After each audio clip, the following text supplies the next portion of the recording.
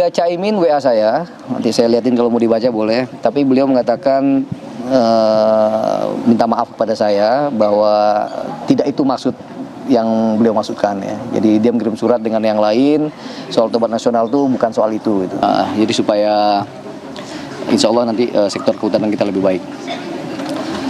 Ketiga, tadi sudah saya sampaikan di depan rapat Komisi 4 dan mungkin tadi teman-teman juga hadir semua menyaksikan. Saya mengatakan saya diperintah oleh Pak Presiden Prabowo Subianto itu dua. Pertama jaga hutan, kedua harus berani. Bab pertama tentang jaga hutan saya berusaha sekuat tenaga dengan apa yang saya miliki, pengalaman saya di birokrasi, di Wamen ATR BPN maupun di OIKN, pengalaman lapangan saya sebagai aktivis dan juga akademis, saya maksimalkan untuk menjaga hutan. Dan teman-teman tahu di bulan Februari, 3 Februari ketika itu, bagian dari berbenah sektor kehutanan, saya sudah mencabut 500.000 ya, setengah juta PBPH.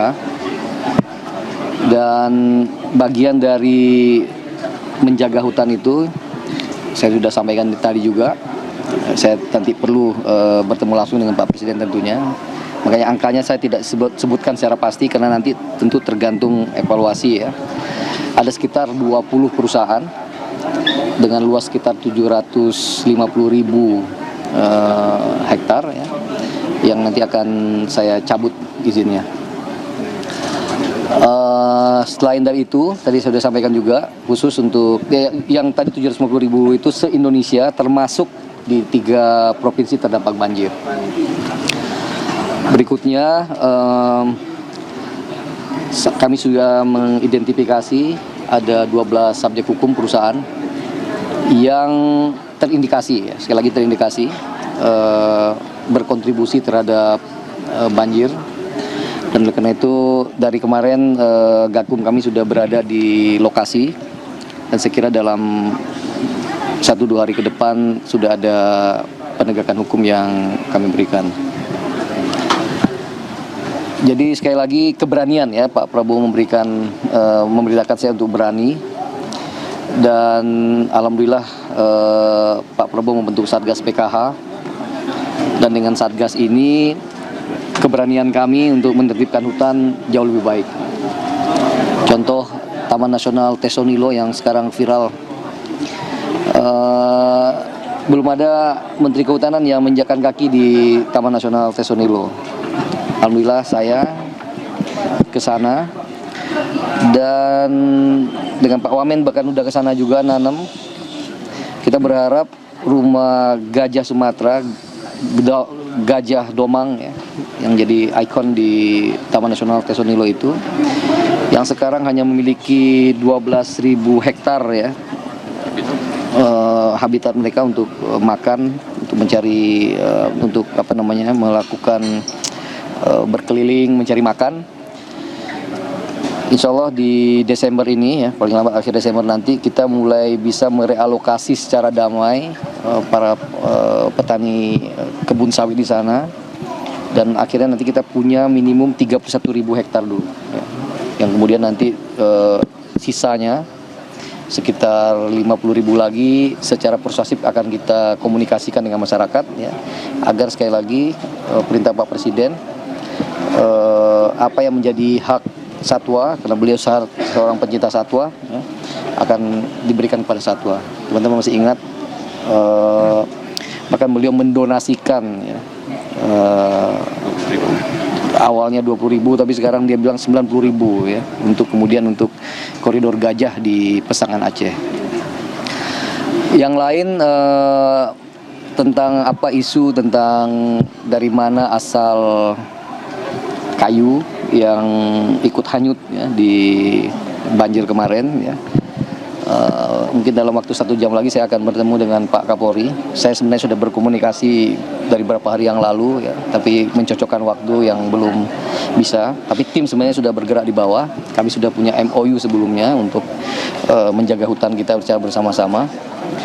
nanti Gakum dengan Kabar Eskrim, tapi kemarin juga ada dari Pak Pratikno ya, dan dari Pak Menko Pratikno, Pak Mensesnek, Pak Sekap, Mensekap juga udah mengatakan, Pak Sekap untuk juga Satgas PKH ya. Jadi nanti tinggal diintegrasikan apa yang sudah kami kerjakan bersama dengan Satgas PKH.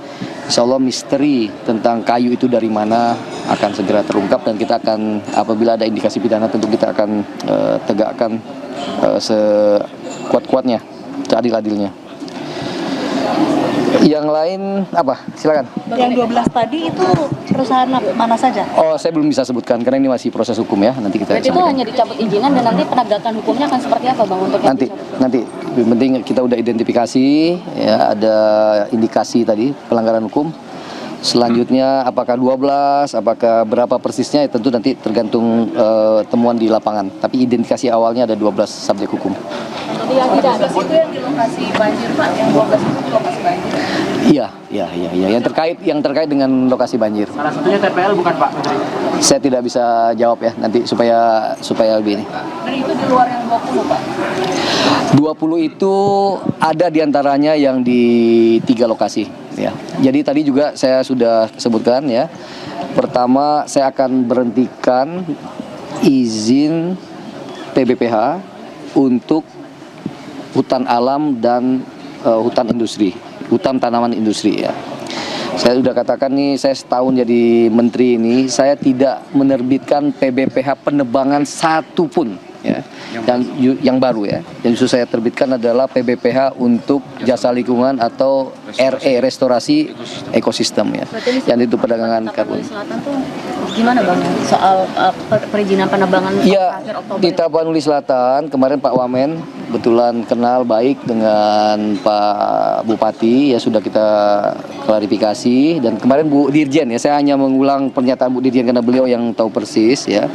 Pak Bupati itu pernah mengirim surat 2 kali ke kementerian, dan salah satunya memang mengusulkan agar diberhentikan tuh sipuhnya ya, sipuh penata usahaan kayu di daerah APL.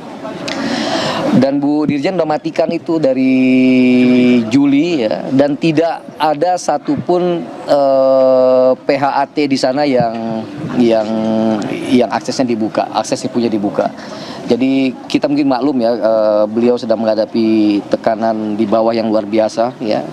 Tapi beliau malah mengirim surat di bulan November itu malah mengapresiasi apa yang kami lakukan. Tapi memang beliau mengatakan bahwa ada indikasi ilegal, yang ilegalnya masih jalan gitu loh. Jadi sipuhnya sudah ditutup, artinya tidak bisa lagi mereka secara legal menjual. Tapi beliau mengingatkan kita masih ada tuh sepertinya bukaan gitu. Dan oleh karena itu waktu itu Gakum juga turun ya, dan ada salah satu ya, kita tidak lanjuti. Kemendikbud ada target waktu untuk menyelesaikan yang juga merusak hutan di situ? Sesegera mungkin. Saya tidak punya deadline. Perintah saya kepada Dirjen Gakum sesegera mungkin, sehingga terang benderang kepada publik. Ya, cukup ya. Terima kasih.